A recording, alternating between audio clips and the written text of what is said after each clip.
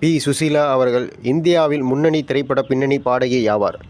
இவர் தமிழ், தெலுங்கு, மலையாளம், கன்னடம் உட்பட பல இந்திய மொழிகளில் 40 ஆண்டுகளாக 2500 பாடல்களுக்கு மேல் பாடியுள்ளார். இவர் இயற்பெயர் புலப்பாக்க சுசீலா.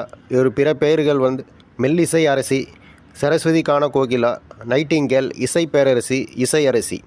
இவர் பிறப்பு நவம்பர் 13, 1935.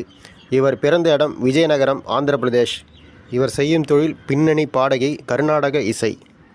சுசீலா ஆந்திர மாநிலத்தில் உள்ள விஜயநகரத்தில் புலப்பாக்க முகுந்தராவ், சரசம்மா ஆகியோருக்கு பிறந்தார். சுசீலாவுக்கு 5 சகோதரிகள் உள்ளனர், 3 சகோதரர்களும் உள்ளனர். இவரது தந்தை ஒரு வழக்கறிஞராக இருந்தார். அங்குள்ள பெண்கள் உயர்நிலைப் பள்ளியில் கல்வி பயின்றவர். ஆந்திராவின் புகழ்பெற்ற இசை மேதை துவாரம் வெங்கடசாமி நாயுடும் முதன்முறையாக இசை பயின்றவர். சுசீலா அவர்கள் 1950ஆம் ஆண்டில் சென்னை வானொலியின் பாப்பா மலர் நிகழ்ச்சியில் பாடத் தொடங்கினார்.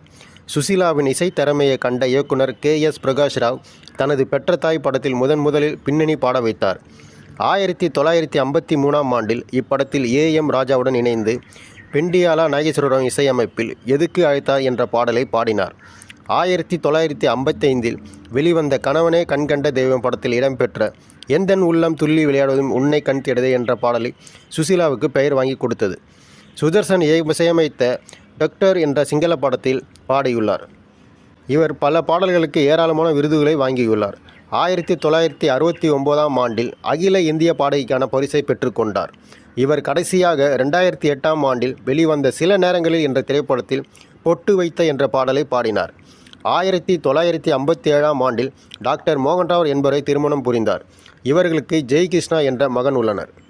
சுசீலா அவர்களின் பல்வி படிப்பு முடிந்ததும் விஜயநகரத்தின் முதல்வராக இருந்த துவாரம் வெங்கடசாமி நாயுடுவின் கீழ் மகாராஜாவின் இசைக்கல்லூரியில் சுசீலா சேர்ந்தார்.